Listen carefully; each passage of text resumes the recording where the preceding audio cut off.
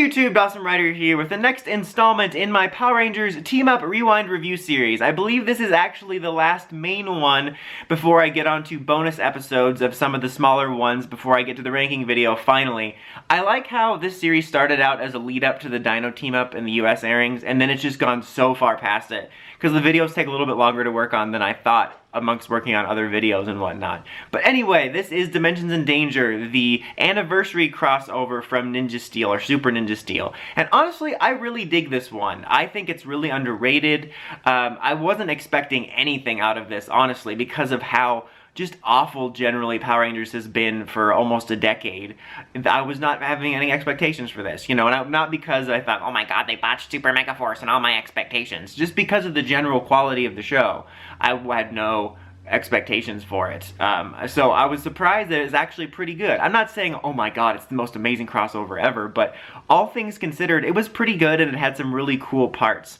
So the thing I want to talk about first is Tommy, mainly because I feel like one way or the other, most people's problems seem with this to boil down to it being too much Tommy focus because of how much Tommy focus there's been in the franchise.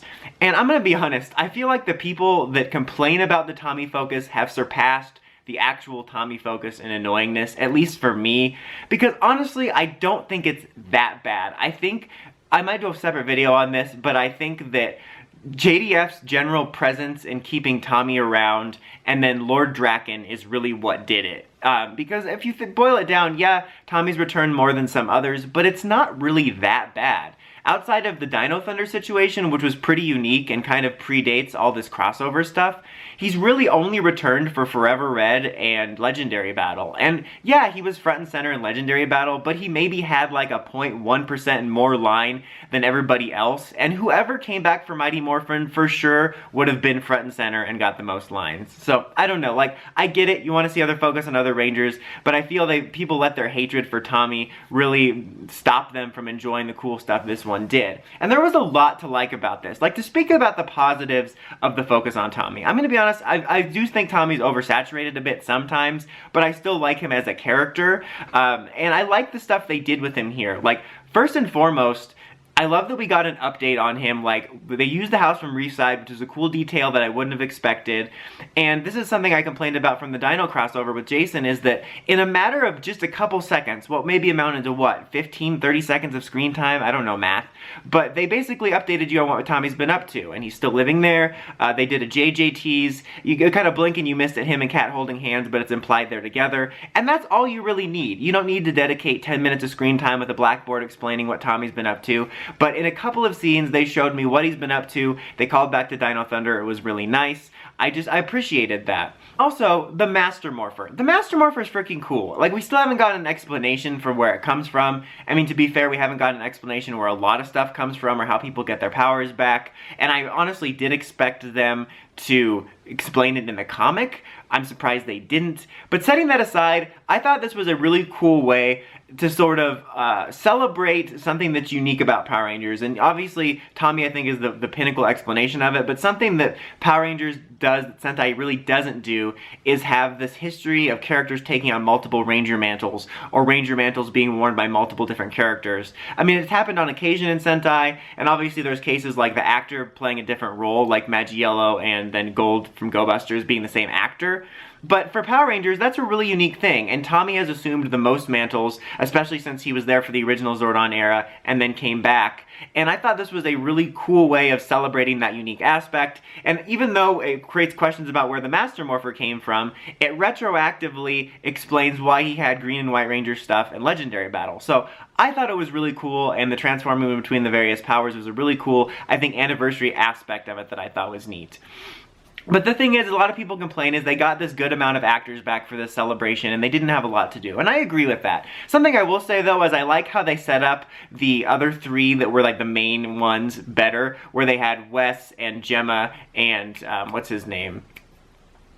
Coda, and they represented the 3 dimensions, and it felt like this was kind of the core setup for Power Rangers crossovers in this era doing multiverse stuff. And I like how they represented the 3 main TV show dimensions, and they were set up early, and they had a little bit of a presence too, and I liked the way they were used. And yeah, the other ones, it did suck that they basically just lied there, maybe had a line or two, but let me say what I liked about that. First of all, I like that they got those people back, and I like that sense that they give in some dialogue sometimes in the team-ups, they get the sense that the veteran Rangers have these adventures off camera you're not seeing when you're watching the new seasons, and I got that sense from this, which I thought was cool. And something else I liked is once we got to the final fight, that only the people that showed up morphed. I liked that not only just for this team-up, but for team-ups in general, because I absolutely despise the thing that Sentai, Rider, and PR do, where they'll get like 7, 10 people back, and then they'll be in the front and center, and then you just got a bunch of soulless, empty suits. I could give a flying fork about seeing 2 suits stand next to each other. I'm sorry, that's just never been my jam.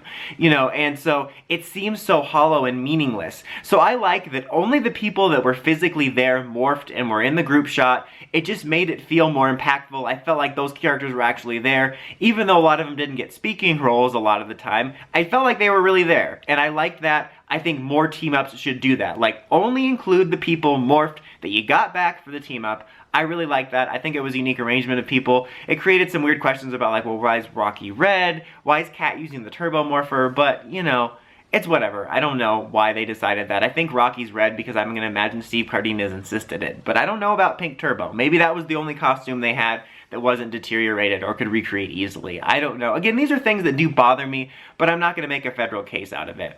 I also thought Lord Draven was kind of a neat villain. It felt like a really weak Draken 2.0 storyline, but it wasn't a bad idea, and the idea of those Robo Rangers was kind of neat just for the fact that we got like evil version costumes of them, which I thought was kind of a cool enemy instead of them just fighting General Henchmen, especially for like an anniversary episode.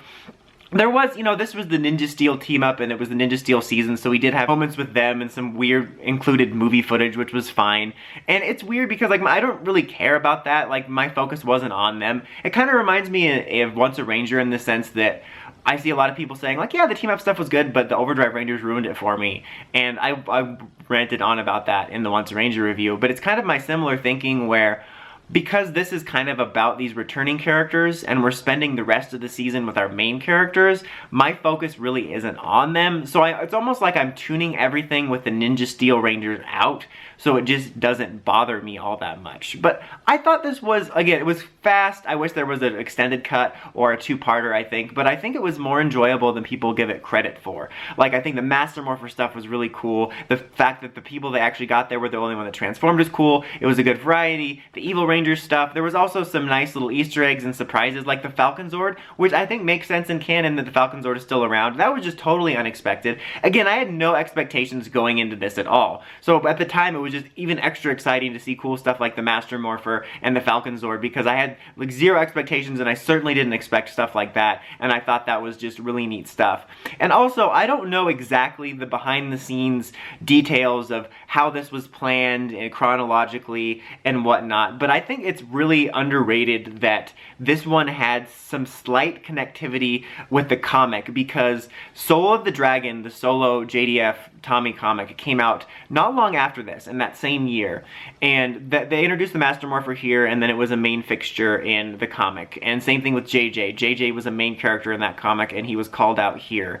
And again, I don't know how much correspondence they have, kind of like with the Morphin Masters and Dino Fury, but regardless of how that was planned and anything, I think that was really cool. Like, you know, it's something that you're not going to be confused by, but it was a really cool detail to have that cross promotion, because this almost felt like a hype event for Soul of the Dragon. Like, I was way more excited for Soul of the Dragon after I saw this, partly because I thought they were going to explain the Master Morpher, but they didn't. But I think that's a really underrated aspect. Yes, overall, I would say this team-up isn't really the best, but I think it's very enjoyable, and I think people's like hate on for JDF Tommy stuff really stops them from enjoying that this is actually pretty solid. And I did a whole video on this, but I really do think it's a lot better than the last part of the Dino team-up, because I feel that there was more stuff going on, and there wasn't a lot of character interaction or speaking roles for the main characters, but it did feel more meaningful than the Dino one, and I like that we were able to get an update on what Tommy was doing in a matter of a few seconds. So again, I like this one. I think it's underrated, but definitely far from perfect. I feel like this review made it sound like I was gushing about it, but I just really liked the stuff in it, and I just don't think it deserves the hate it gets. But what do you guys think of Dimensions in Danger? Let me know in the comments as always. Until next time, like, comment, subscribe, and climb the steps and ring that bell so you can see my videos. Dawson Ryder, signing out.